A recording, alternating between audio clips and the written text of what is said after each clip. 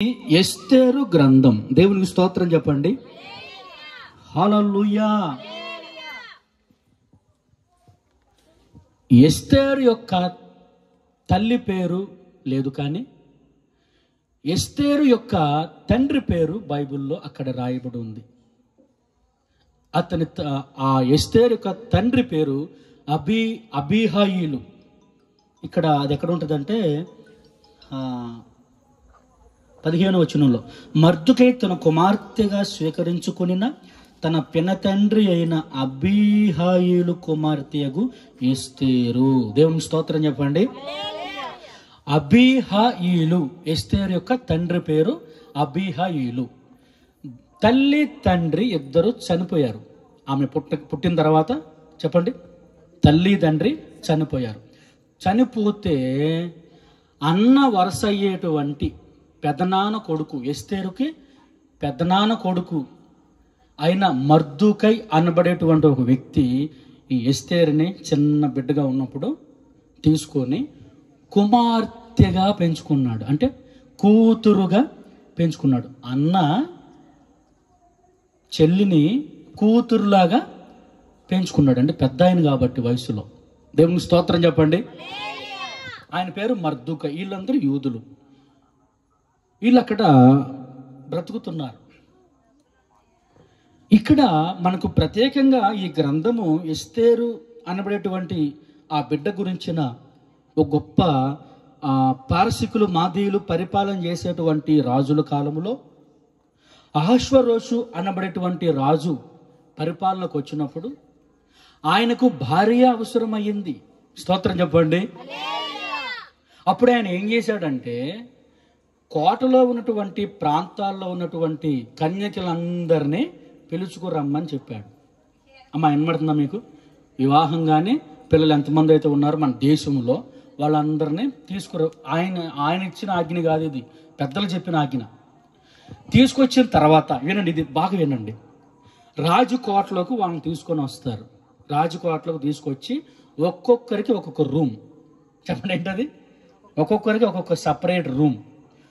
వాళ్ళకి కావాల్సిన ప్రతి విధమైన పదార్థములు, ఆహార పదార్థములు, వస్త్రాలు, వాళ్ళకి నచ్చినవి ఏది కోరితే చెప్పండి. ఇది నాకు లేదు అని లోటు ఆ పిల్లలకి రాకూడదని ఏది కోరితే అది వాళ్ళకి తెచ్చి ఇవ్వమని ఆజ్ఞ అక్కడ. ఇప్పుడు చాలా మంది వచ్చారు, వందల మంది వచ్చారు. ఈ ఎస్తేరు కూడా వచ్చింది. చిన్నప్పటి నుండి తల్లిదండ్రులు లేక అన్న దగ్గర పెంచబడుతూ ఈ బిడ్డ కష్టకాలంలో కష్టాలలో నుంచి బయటకు వచ్చి, ఈమె కూడా కన్యక కనుక చిన్నప్పటి నుంచి కూడా దేవుని మీద భయము భక్తి కలిగి ప్రార్థనా జీవితం కలిగి ఉన్నది ఎస్తేరు. స్తోత్రం చెప్పండి.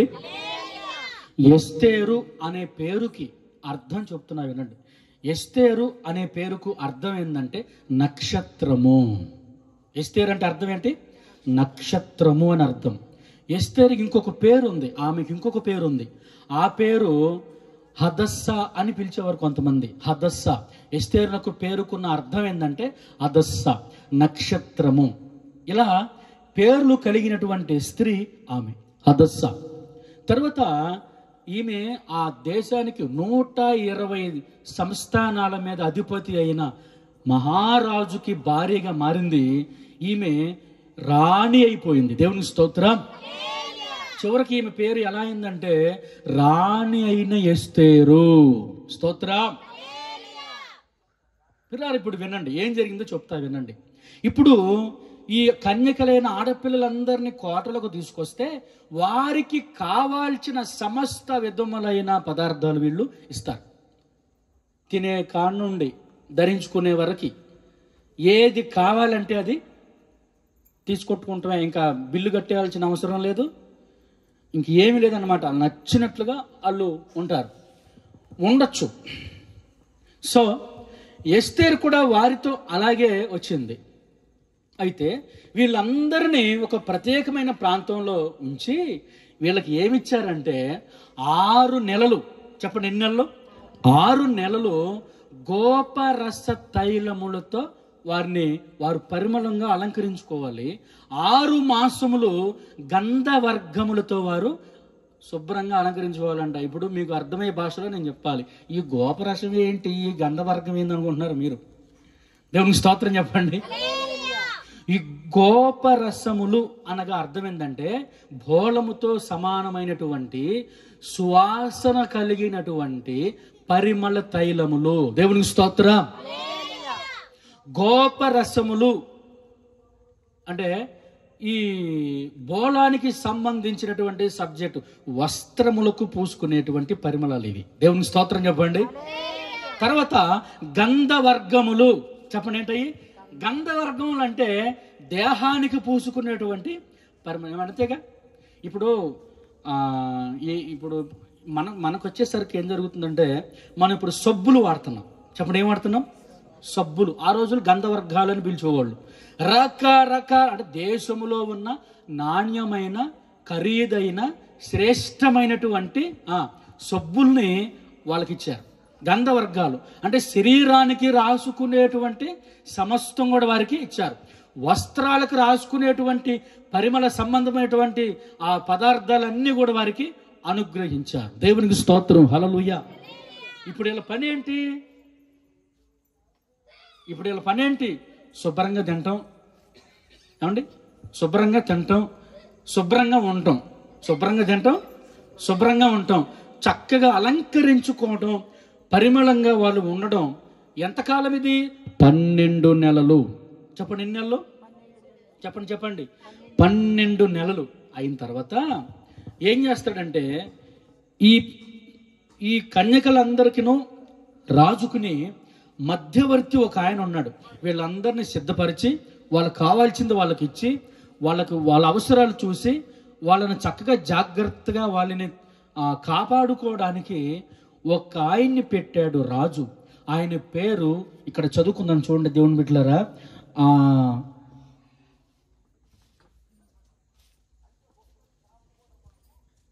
8వ వచనం, 2వ అధ్యాయము 8వ వచనం ఒకసారి చూడండి. రాజాజ్ఞయు అతని నిర్ణయమును ప్రచురము చేయుడి. కన్యకలు అనేకులు శోషణ కోటకు పోగు చేయబడి హేగే వశమునకు అప్పగింపబడగా ఎస్తేరును రాజుక నగరునకు తేబడిన స్త్రీలలో కాయు హేగే వశమునకు అప్పగింపబడెను. స్తోత్రం చెప్పండి. హేగే, చెప్పండి ఆయన పేరేంటి? హేగే అనబడే ఒక ఆయనకి ఏం చేశారు? ఈ పిల్లల బాధ్యత అంతా కూడా ఆయనకి అప్పగించారు. నేను చెప్పేది మీకు అర్థమవుతుందా? మీకు అర్థమైతే నేను చెప్తాను. మీకు అర్థమవుతుందా నేను చెప్పేది? ఏం చెప్తున్నాను ఈరోజు మీకు? నేను పరిమళ తైలం గురించి చెప్తున్నా. గుర్తుపెట్టుకోండి. ఏం చెప్తున్నాను? పరిమళ తైలము అనే దాని అంశం మీద చెప్తున్నా మీకు. గుర్తుపెట్టుకోండి. దేవుని బిడ్డలారా, ఈ యొక్క ఎస్తేరు కూడా వారితో కూడా పంపబడింది. ఈ పిల్లలు ఎవరైతే యవనస్తులైన ఆడపిల్లలు ఉన్నారో వీళ్ళందరి మీద ఒక ఆయన్ని నియమించారు. ఆయన పేరు హేగే. గుర్తుపెట్టుకోవాలి మీరు. చెప్పండి ఏం పేరు? హేగే అనేటువంటి ఆయనకి అప్పగించారు. ఇప్పుడు వీళ్ళకి ఏమి కావాలని ఎవరిని అడగాలి? రాజుని అడుగుతారు వెళ్ళి. వీళ్ళకి ఏం కావాలన్నా రాజుని అడగగలుగుతారా? అసలు ఆయనకి ప్రవేశం ఉందా? లేదు. 12 నెలలు ఇల్లు వాకిలి వైపు చూసే అవకాశం వీళ్ళకి లేదు. ఊళ్ళోకి వెళ్ళే అవకాశం లేదు. కోట దాటి బయటికి వెళ్ళే అవకాశం లేదు. వీళ్ళ పనులు ఏంటి? తింటాం, హాయిగా తింటాం, ప్రశాంతంగా ఉండడం, రాసుకుంటాం, పోసుకుంటాం, రాసుకుంటాం, పూసుకుంటాం, చక్కగా అలంకరించుకోవటం. 12 నెలలు ఇదే పని. ఇప్పుడు వీళ్ళకి ఏమి కావాలన్నా, వీళ్ళకి ఆరోగ్యం బాగోకపోయినా, వీళ్ళకి ఏ అవసరత ఉన్నా, వీళ్ళ పరిస్థితి అంతా కూడా వీళ్ళ గురించి తెలిసి వీళ్ళను బలపరిచి వీళ్ళకి కావాల్సిన సమస్తము సమకూర్చగలిగినది ఎవరు అంటే మధ్యవర్తి. స్తోత్రం చెప్పండి. ఆ మధ్యవర్తి పేరేంటి? హేగే. దేవునికి స్తోత్రం. అది అలా గుర్తుపెట్టుకోవాలి. హేగే వాళ్ళకి ఏమి కావాలన్నా ఇప్పుడు ఎవరిని అడగాలి? వాళ్ళు హేగేని అడగాలి. రాజును అడగడానికి లేదు, ఆయన ముందే సంతకం పెట్టేశాడు. వాళ్ళకి ఏమి కావాలంటే అది నువ్వు మారు చెప్పకుండా వాళ్ళకి కావాల్సినవన్నీ ఇవ్వు. కొంతమందికి చికెన్ అంటే ఇష్టం, కొంతమందికి మటన్ అంటే ఇష్టం, కొంతమందికి నాకులో కూరగాయలంటే ఇష్టం, చేపలో కూరగాయలంటే ఇష్టం. దేవునికి స్తోత్రం, హల్లెలూయా. దేవుని బిడ్డలారా గమనించండి, కొంతమందికి దేవుని బిడ్డలారా చారులు అంటే ఇష్టం, కొంతమందికి ఫ్రైలు అంటే ఇష్టం. అట్లా రకరకాల ఉంటారుగా, మరి ఉంటారా ఉండరా? మరి వాళ్ళకి కావాల్సి ఏది కావాలంటే అది ఎవరు ఇవ్వాలి? ఇప్పుడు ఎవరు ఇవ్వాలి చెప్పండి? హేగే ఇవ్వాలి. దేవునికి స్తోత్రం. ఒకవేళ ఎవరికైనా ఒంట్లో బాగాలేదు, 100 మంది ఆడపిల్లలు వచ్చారు, ఎవరికైనా ఒంట్లో బాగాలేదు, ఒంట్లో బాగోకపోతే ఎవరిని సంప్రదించాలి ఇప్పుడు చెప్పండి? హేగేని సంప్రదించాలి. వారి మంచి చెడులని ఎవరు చూడాలి ఇప్పుడు? హేగే చూడాలి. ఎందుకంటే ఆయన వశములో వీళ్ళందరూ ఉంచబడ్డారు. ఇప్పుడు 12 నెలలు అయిన తర్వాత ఈ హేగే ఏం చేస్తాడంటే ఒక్కొక్క స్త్రీని, ఒక్కొక్క కన్యకను రాజు అంతఃపురంలోకి తీసుకుని వెళ్ళి, రాజు సింహాసనం మీద కూర్చొని ఉంటే ఆయన ముందుకు తీసుకెళ్ళి అక్కడ అంత దూరంలో నించోబెడతారు. పెద్దలందరూ కూడా అక్కడ కూర్చొని ఉంటారు, రాజు కూర్చొని ఉంటాడు. ఇప్పుడు అర్థమవుతుందా మీకు? సిచ్యువేషన్ అర్థమవుతుందా? ఈ ఆఫర్ వస్తే బాగుండు కదా. బాగా గమనించండి, రాజు అక్కడ కూర్చొని ఉంటే, పెద్దలందరూ సమక్షంలో ఉంటే, ఒక్కొక్క కన్యకను తీసుకుని వచ్చి అంత దూరంలో రాజు ముందు అక్కడ నించోబెడితే, దేవుని బిడ్డలారా, రాజుకి ఆ బిడ్డ మీద ఇష్టం పుట్టాలి, దయ పుట్టాలి, ప్రేమ కలగాలి. ఆమెను చూడగానే రాజుకి ఏమనిపించాలంటే నేను వివాహం చేసుకోవాలని అనిపించాలంట. అలా అనిపిస్తే వెంటనే స్పాట్లో ఆమె ఆ దేశానికి ఏమైపోయింది చెప్పండి? ఏమైపోయింది? స్తోత్రం, హల్లెలూయా. రాణి అయిపోద్ది. దేవునికి స్తోత్రం. ఇక ఆగుతారండి? అందరం తీసుకొచ్చి పడేశారండి. పడేస్తే ఇప్పుడు ఉందండి, ఇప్పుడు ఒక్క ఇంటిని, ఒక కుటుంబాన్ని, 4 ఉంటే ఒక ఇంట్లో ఒక 10 మంది ఉంటే, ఆ 10 మందిని సముదాయించలేక కొంతమంది ఏమండి రోడ్ల మీదకి వెళ్ళి కూర్చొని ఆలోచిస్తూ ఉంటారండి. ఒక కుటుంబాన్ని నడిపించలేక ఎంతో ఆలోచిస్తూ ఉంటారు. ఇప్పుడు వీళ్ళు వచ్చారు, ఎంతమంది? వీళ్ళు 100 మంది వచ్చారు. వీళ్ళందరూ ఇప్పుడు ఎవరి మీద పడుతున్నారు? వచ్చి హేగే మీద పడుతున్నారు. దేవునికి స్తోత్రం. మీకు ఆ విషయం చెప్తాను చూడండి. 2వ అధ్యాయం ఇక్కడ చదవండి దేవుని బిడ్డలారా. 15వ వచనం.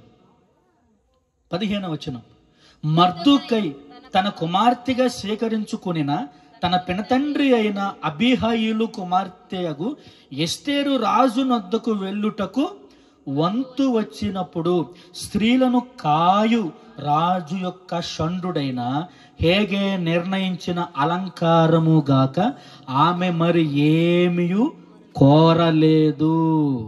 ఎస్తేరును చూచిన వారందరికీ ఆమె యందు దయ పుట్టెను. స్తోత్రం చెప్పండి. ఇప్పుడు చాలా మంది వచ్చారట, చాలా మంది వస్తున్నారు, అలా నిలబెడుతున్నారు. రాజు వాళ్ళని చూస్తున్నాడు, అమ్మా వెళ్ళరా అమ్మ అంటున్నాడు, వెళ్ళిపోతున్నారు. దేవునికి స్తోత్రం, హల్లెలూయా. ఇంకొకరు వస్తున్నారు, పిల్లలు గమనించాడు, నేను చూంటున్నారు, రాజు భయం పడుతుంది, అమ్మ నమస్కారం వెళ్ళరమ్మా అంటున్నాడు. అలా వరుసగా చూడండి, ఒకళ్ళు తర్వాత ఒకళ్ళు వచ్చి అక్కడ నిలబడుతున్నారు. దేవుని బిడ్డలారా, ఎందుకు వాళ్ళు ఫెయిల్ అయిపోతున్నారు? ఎందుకు వాళ్ళు రాజుకి దయ పుట్టించేలాగా లేరు? మరి ఇప్పుడు ఇక్కడ ఎవరి వంతు వచ్చింది? ఇప్పుడు ఎస్తేరు వంతు వచ్చినప్పుడు ఆ ఎస్తేరును తీసుకొచ్చి అక్కడ నించోబెట్టినప్పుడు అక్కడ కూర్చున్న వాళ్ళందరికీ ఏమొచ్చిందంటే చెప్పండి, ఏం కలిగింది చెప్పండి? దయ కలిగింది. దేవుని స్తోత్రం చెప్పండి. ఏం కలిగింది?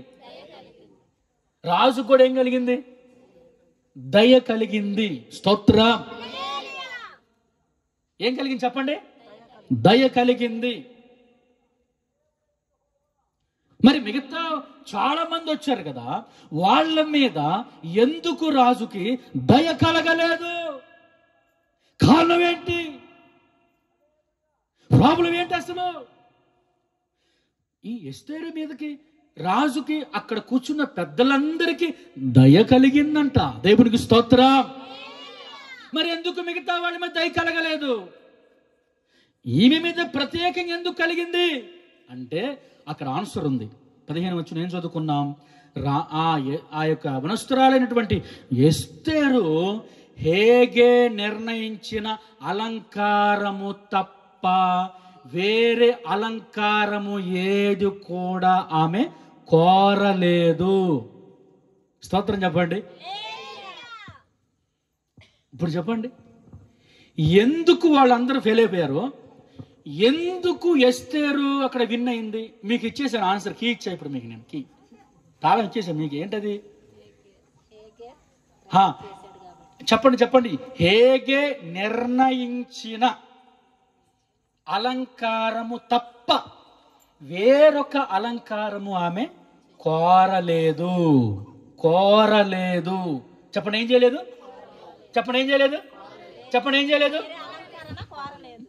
నాకు అది కావాలి, నాకు ఇది కావాలి, నాకు అది కావాలి, నాకు ఇది కావాలి. పిల్లలు గమనించండి. అది కావాలి, ఇది కావాలి, ఇది కావాలి, అది కావాలి, అదెత్తర, అది పెట్టు, ఇదిరా, ఇది మూసుకో, అది మూసుకో. మామూలు అవస్థ. దేవునికి స్తోత్రం చెప్పండి. హల్లెలూయా. అన్ని free free free free free free free. దేవునికి స్తోత్రం. హల్లెలూయా. అన్ని కూడా అన్ని ఫ్రీయే. పరిమళ తైల క్రియల కొరకైన సమస్త విధమైనటువంటి నానా విధములైనటువంటి గోపరస తైలములన్నీ ఫ్రీయే.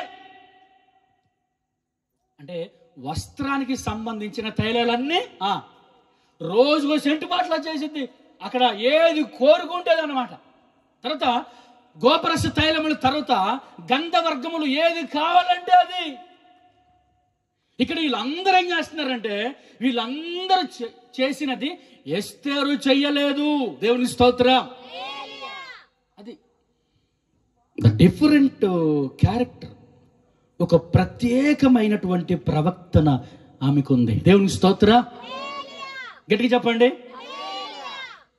పిల్లలు గమనించండి. వాళ్ళందరూ ఏం చేస్తున్నారు? వాళ్ళందరూ ఏం కోరుకుంటున్నారు? ఏది కావాలంటే అది తీసుకోండి అని చెప్పేసాడు. అంతే, ఇక మాట్లాడే పని లేదన్నమాట. ఇప్పుడు వీళ్ళందరూ ఏం చేస్తున్నారంటే నాకు అది కావాలి, ఇది కావాలి, ఇది కావాలి, అది కావాలి, అది కావాలి, ఇది కావాలని ఇష్టం వచ్చినట్టుగా ఉన్నారట. కానీ ఎస్తేరు మాత్రం ఎట్లుంది చెప్పండి? ఎట్టుందంటే హేగే అనబడే మధ్యవర్తి ఉన్నాడే, ఆయన ఆధ్వర్యంలో ఆయన చెప్పినట్టుగా ఏం చేస్తున్నాడు చెప్పండి? చెప్పండి మీరు చెప్పండి. ఇంకా ఆయన చెప్పిన దానికి ఇంచు కూడా మించి చెప్పండి. ఎందుకంటే ఆయనకు తెలుసు రాజుకి ఎట్టుంటే నచ్చుతారు. ఎవరో తెలుసు? మధ్యవర్తికి తెలుసు. దేవునికి స్తోత్రం. ఆ హేగేకు తెలుసు ఈ మనిషిని ఎట్లా చక్కగా ఎట్లా తయారు చేయాలో, ఏ పరిమళంతో తయారు చేయాలో ఆ మనిషికి బాగా అందుకు అన్ని తెలిసిన వాడు కాబట్టి. దేవునికి స్తోత్రం. గట్టిగా చెప్పండి. ఈ మనిషిని ఎట్లా నిలబెట్టాలి, ఎట్లా ధైర్యపరచాలి, ఎట్లా ప్రోత్సాహపరచాలి, రాజుకు నచ్చినట్టుగా ఎట్లా తయారు చేయాలి ఎవరు తెలుసు? చెప్పండి. ఏగేకి తెలుసు. అందుకని ఆయన ఒక టైం టేబుల్ పెట్టాడు, ఆయన ఒక పద్ధతి పెట్టాడు, ఆయన ఒక క్రమం పెట్టాడు, ఆయన కొన్ని నియమించాడు, కొన్ని విధానాలు ఇచ్చాడు, కొన్ని విధులు ఇచ్చాడు. ఆయనకు కావాల్సినవి ఇదిగో గోపరసాలు ఇచ్చాడు, పరిమళ తైల కురియల కొరకేటువంటి గోపరసాలు ఇచ్చాడు, గంధవర్గాలు ఇచ్చాడు. ఆయన ఇచ్చినవి మాత్రమే ఇచ్చినట్టుగా జాగ్రత్తగా వాడుకుంటుందంటే ఎవరు చెప్పండి? ఎవరు? ఎస్తేరు. మరి మిగతా వాళ్ళు అండి రాజే నావాడు అయిపోయిన తర్వాత రాజ్యం అంతా నాదే అనుకుని ముందే ఆయన మధ్యవర్తి హేగే ఉన్నాడు కదా, ఆయనకు తెలుసు ఎలా ఉంటే విన్ అవుతారో. దేవుని స్తోత్రం. ఎలా ఉంటే నువ్వు విన్ అవుతావో ఎవరికి తెలుసు? ఆ మధ్యవర్తి అయిన హేగేకు తెలుసు. ఇప్పుడు ఆయనకు తెలుసు ఎలా అలంకరించాలో, ఆయనకి బాగా తెలుసు. చక్కగా పరిమళముల క్రియల కొరకైన పరిమళ తైలములతో ఎస్తేరును అలంకరించుచున్నాడు. చప్పట్లు కూడా దేవుని మహిమపరుద్దాం. హల్లెలూయా, హల్లెలూయా.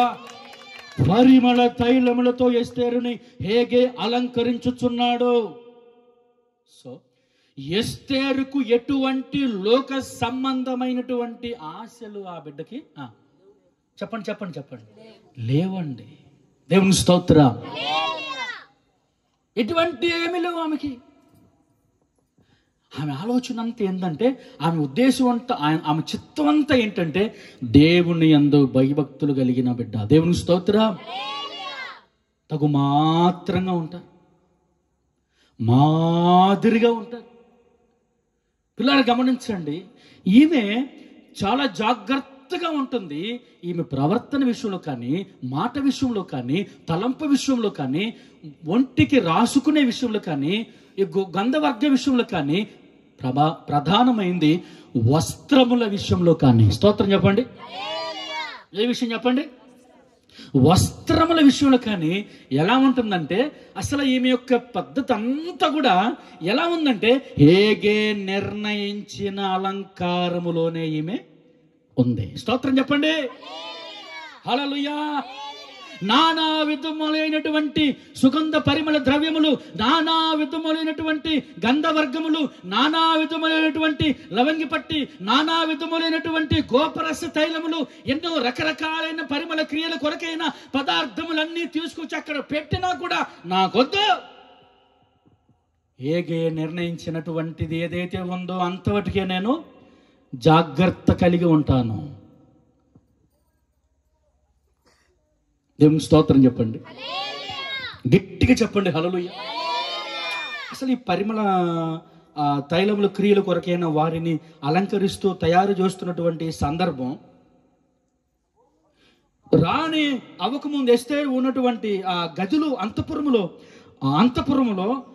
ఆ గదిలో ఎస్తేరు అలంకరించబడుతున్నటువంటి తీరు, ఈ మధ్యవర్తి అయినటువంటి హేగే ఉన్నటువంటి తీరు, సింహాసనం మీద కూర్చున్నటువంటి రాజు అయినటువంటి అహష్వేరోషు రాజు కూర్చున్న తీరు, ఈ మూడు తీరులను ఒకసారి మీరు గమనించండి. మీకు ఏం అర్థమైంది? మీకు అర్థం కావాలి, చెప్తా. ఇక్కడ గదిలో అలంకరించబడుతున్న ఎస్తేరు తీరు, మధ్యలో ఉన్నటువంటి ఆమెని ఎట్లా ఉంటే ఆమె బాగుపడుతుంది, ఎట్లా ఉంటే రాజుకి ఇష్టంగా ఉంటుంది, అమ్మా ఇదిగో నువ్వు ఇట్లా ఉండు అని ఎవరు చెబుతున్నారు? హేగే చెబుతున్నాడు. మధ్యవర్తిగా ఉన్నటువంటి హేగే పరిస్థితిని చూసి ఇదొక తీరు, సింహాసనం మీద కూర్చున్న రాజు అయినటువంటి అహష్వేరోషు తీరు, ఈ మూడు తీరుల్ని ఆలోచన చేస్తే మీకు ఏమర్థం అవుతుంది? పరిమళ తైలము నా ప్రభువే అని అర్థమవుతుంది. స్తోత్రం చెప్పండి. ఎలాగో చెప్తా వినండి. అది ఇక్కడ గదిలో అలంకరించబడుతున్నటువంటి ఎస్తేరు తీరు, మధ్యవర్తమైనటువంటి హేగే తీరు, సింహాసనం మీద కూర్చున్న రాజు తీరును మనం ఆలోచన చేస్తే ఇది ఎలా ఉందంటే, గదిలో అలంకరించబడుతున్నటువంటి ఎస్తేరేమో వధువైన సంఘమునకు సూచన. దేవునికి స్తోత్రం. ప్రభు రాకట కొరకు సిద్ధపడుతున్నటువంటి వధువైనటువంటి సంఘమునకు ఎస్తేరు సూచనగా ఉంది. దేవునికి స్తోత్రం. ఇప్పుడు ఇంకొక విషయం, మరి ఈ హేగే ఎవరు? ఈ మధ్యవర్తి ఎవరు? ఈ అలంకారముతో ఏ అలంకారంగా ఉంటే దేవుని రాజ్యానికి మీరు చేరగలరో, ఏ పద్ధతిలో ఉంటే మీరు దేవుణ్ణి సమీపించగలరో, ఎలా ఉంటే ప్రభు సన్నిధిలో రాజు సముఖమున మీరు ఒక రోజు నిలబడగలరో, మిమ్మలను సంఘాన్ని అక్కడ సింహాసనం మీద కూర్చున్నటువంటి అహష్వేరోషు రాజు తీరి ఎవరికి ఉందంటే, మన దేవాతి దేవుడు సింహాసనం మీద ఒక రోజు కూర్చోబోతున్నాడు. దేవునికి స్తోత్రం. ఇక్కడ అలంకరించబడుతున్నటువంటి ఎస్తేరు సంఘానికి సూచన అయితే, అక్కడ ఉన్నటువంటి రాజు దేవుడికి సూచన అయితే, ఆ దేవునికి ఇటు సంఘానికి మధ్యవర్తి ఎవరో ఇప్పుడు మీకు అర్థమైంది. చెప్పండి ఎవరు? చెప్పండి. దైవజనుడు. చప్పలు కూడా దేవుని మహిమపడదాం. అలంకరించబడుతున్న ఎస్తేరును బట్టి చప్పలు కొడదాం. అలంకరిస్తున్న ఇదిగో హేగే అనబడే దేవుని సావుకుని బట్టి చప్పలు కొడదాం. అంతేనా? తర్వాత సింహాసనం మీద కూర్చున్న దేవుణ్ణి బట్టి చెప్పండి కూడదా? హల్లెలూయా, హల్లెలూయా. ఇది కదా రాకట సూచన. దేవునికి స్తోత్రం చెప్పండి. హల్లెలూయా. ఇదే కదా ప్రభు రెండవ రాకడలో రాబోతూ సంఘము ప్రభు కొరకు సిద్ధపడుతున్నటువంటి సూచన. ఎంతకంటే సూచన ఏముందండి? ఇప్పుడు సంఘం ఎవరు ఆధారం చెప్పండి? హేగే అనబడే మధ్యవర్తి, ఇటు సంఘానికి ఇటు భూమికిని ఆకాశమునకు మధ్యవర్తి, దేవుడికిని సంఘానికిని మధ్యవర్తి ఎవరండి? దైవ సేవకుడు. దేవునికి స్తోత్రం. దేవుని యొద్ద నుండి వచ్చేటువంటి వర్తమానం ఏదైతే ఉందో, దేవుని యొద్ద నుండి పంపబడిన వాక్య సందేశం ఏదైతే ఉందో, దేవుడి యొద్ద నుండి వచ్చేటువంటిది ఏదైతే ఉందో, అది దేవుడు తన సేవకుడిలో నుండి తన ప్రజలతో తన సంఘముతో మాట్లాడతాడు. దేవునికి స్తోత్రం.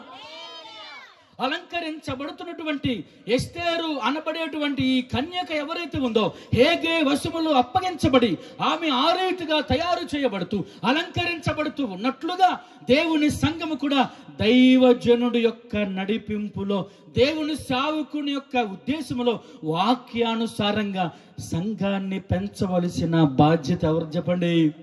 సేవకుడిది. స్తోత్రం. గట్టిగా చెబుతాం. ఇప్పుడు ఈ హేగే స్థానంలో ఉంది ఎవరు చెప్పండి? దైవజనుడు. ఆ ఎస్తేరు యొక్క స్థానంలో ఉంది ఎవరు చెప్పండి? సంఘము. ఇప్పుడు సంఘానికి ఏముండాలంటే దేవుని బిడ్డలారా, హేగే నిర్ణయించినటువంటి అలంకారములోనే సంఘము ఉండాలి. దేవునికి స్తోత్రం. ఎందుకని చెప్పండి? ఎందుకని? మీకు ఏమైనా అర్థమైతే చెప్పండి. ఎందుకని? ఎవరికి నచ్చినట్టు? రాజు స్థానములో ఉన్న దేవుడికి నచ్చేట్టుగా నువ్వు ఎట్ట ఉంటే నచ్చుతావో తెలిసిన మధ్యోడు ఎవడో చెప్పండి? చెప్పండి. దేవుని సేవకుడు. హల్లెలూయా. దేవుని బిడ్డలారా, ఇది సంఘం. సంఘం అంటే ఎవరి కోసం తయారవుతున్న సంఘం?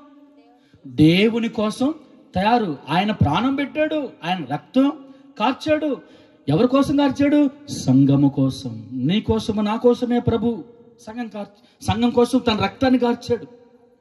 ఇప్పుడు ఆయన యొక్క సింహాసనం మీద కూర్చొని ఉన్నాడు.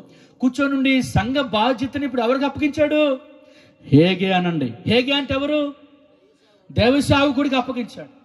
ఇప్పుడు దేవుని సేవకుడు ఏం చేయాలి? సంఘాన్ని చెప్పండి ఏం చేయాలి? దేవుని క్రమములో, దేవుని అలంకారములో సంఘాన్ని నడిపించాలి. దేవునికి స్తోత్రం. దేవుని అలంకారంలో సంఘాన్ని దేవుళ్ళకి నడిపించాలి. కానీ అలంకారంలోకి సేవకుడు వెళ్ళిపోకూడదు, సంఘములోకి సేవకుడు వెళ్ళకూడదు. కానీ సేవకుడికి నడిపింపులోనే సంఘం నడిపించబడుతూ ఒదిగించబడుతూ ఒకరోజు దేవుని రాకట కొరకు ఎత్తబడాలి. దేవుని స్తోత్రం. పిల్లలు గమనించండి. బాగా మనం ఆలోచన చేస్తే ఇదంతా కూడా ఎలా ఉందంటే ప్రభు రాకట కొరకు సిద్ధపడుతున్న పరిమళ క్రియల కొరకైన ప్రస్తావనది. దేవునికి స్తోత్రం. ప్రభు రాకట కొరకు మనం అలంకరించబడాలి, వాక్యముతో అలంకరించబడాలి, పాటలతో అలంకరించబడాలి, ఆరాధనతో అలంకరించబడాలి, మోకాళ్ళ ప్రార్థనతో అలంకరించబడాలి, ఉపవాస ప్రార్థనతో అలంకరించబడాలి, కన్నీటి ప్రార్థనతో మనము అలంకరించబడాలి. పరిశుద్ధాత్మ వరముల చేత మనము అలంకరించబడాలి. గట్టిగా చప్పట్లు కొడదాం. హల్లెలూయా, హల్లెలూయా. పరిశుద్ధాత్మ పరిమళ క్రియల కొరకైన దేవుని నడిపింపులో, దేవుని యొక్క చిత్తములో, దేవుని యొక్క ఉద్దేశములో, దేవుని యొక్క తలంపులలో, దేవుని యొక్క దైవ సంబంధమైన దేవుని నడిపింపులో మనం ఉన్నప్పుడు, మనం అలంకరించబడుతున్నప్పుడు, పరిశుద్ధాత్ముడు మనం అలంకరించబడుతూ దేవుని సన్నిధిలో ప్రభు మనల్ని ప్రేమించి మనకి అనేకమైన వరాలు ఆయన మనకి ఇస్తాడు. దేవునికి స్తోత్రం. ఏమిస్తాడు చెప్పండి? పరిశుద్ధాత్మ వరాలు అయ్యే పరిమళ క్రియలు. దేవునికి స్తోత్రం చెప్పండి. హల్లెలూయా. ఇప్పుడు ఎస్తేరును చూడగానే రాజుకి ఏం పుట్టింది చెప్పండి? కోపం పుట్టిందా? చెప్పండి. కోపం పుట్టిందా? మరి మిగతా వాళ్ళని చూస్తే ఏం పుట్టింది? చెప్పండి. మిగతా వాళ్ళని చూస్తే ఏం పుట్టింది? కోపం వచ్చింది. చిరాకు వచ్చింది. దేవుడికి బాధ కలిగింది. అయ్యో 12 నెలలు అంటే వీళ్ళకి 12 నెలలు ఇక్కడ నేను వీరికి కావాల్సిన అన్ని సమకూర్చి చక్కగా దయ కలిగినటువంటి వారుగా మీరు అలంకరించబడింది అని మీకు ఒక హేగే అని నిర్ణయించినప్పుడు మీరందరూ కూడా హేగే యొక్క నిర్ణయము అలంకారములో మీరందరూ ఉండాలి. మరి వాళ్ళందరూ లేరు, మిగతా వాళ్ళందరూ లేరు, హేగే యొక్క నడిపింపులో వారు లేరు. హేగే తెలుసో సమస్తము కాబట్టి చెబుతాడు, రాజుకు నచ్చినట్లుగా అలంకరిస్తాడు. దేవుని స్తోత్రం చెప్పండి. మీరు ఒక వాక్యం చదవగలిగితే క్రొత్త నిబంధనలోకి వెళ్ళి నేను చివరిగా ఈ మాట చెప్పి నేను చాలా 7 విషయాలు చెప్దాం అనుకున్నా. ఇప్పటికి 2 విషయాలు చెప్పాను మీకు. ఇక ముగిచేస్తాను నేను.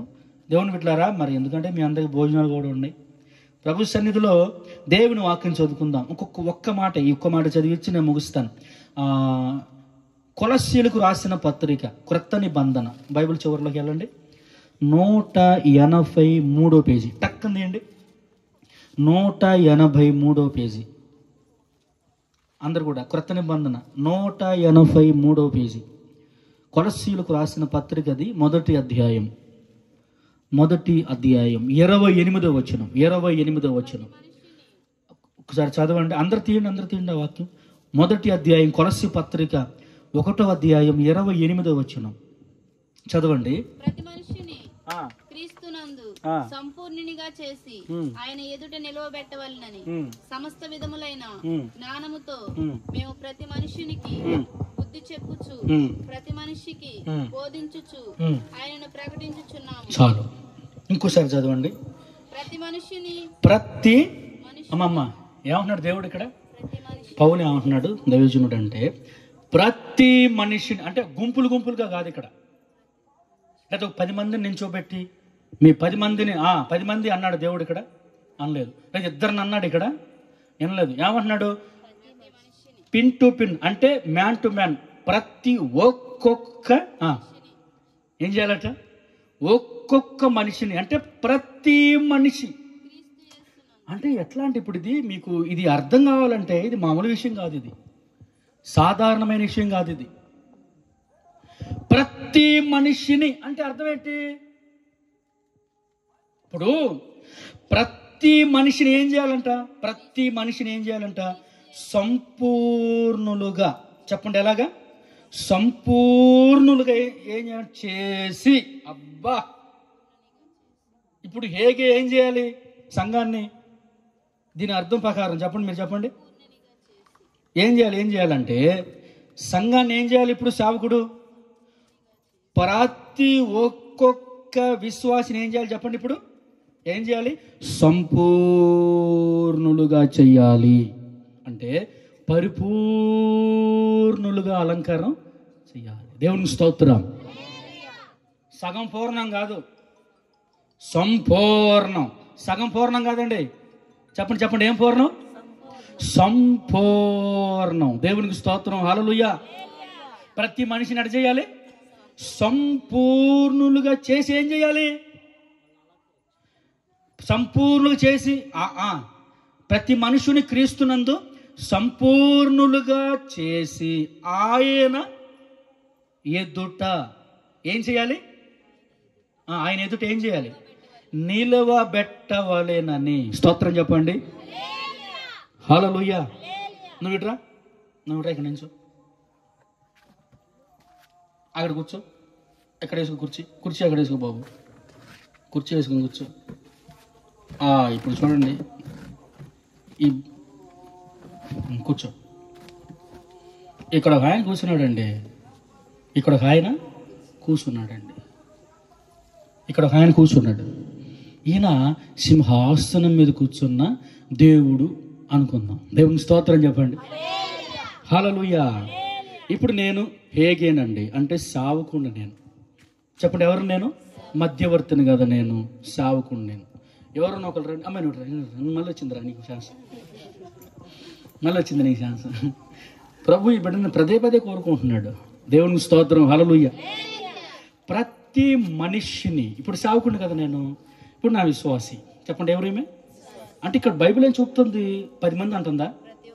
2 అంటుందా? ఐదుగురు అంటున్నాడా? లేదు. ఏమన్నాడు దేవుడు? ప్రతి ఒక్క మనిషిని ఏం చేయాలంట? సంపూర్ణులుగా చేసి ఆయన ఎదుట ఏం చేయాలంట? నిలబెట్టాలంట. ఆయన ఎదుట ఏం చేయాలంట చెప్పండి? అక్కడి నించో. ఇది జనం వైపు తిరుగు. ఆయన ఎదుట ఎట్లా నిలబెట్టాలంట? సగం పూర్ణమా సంపూర్ణమా? సంపూర్ణంగా తయారు చేయాలంట.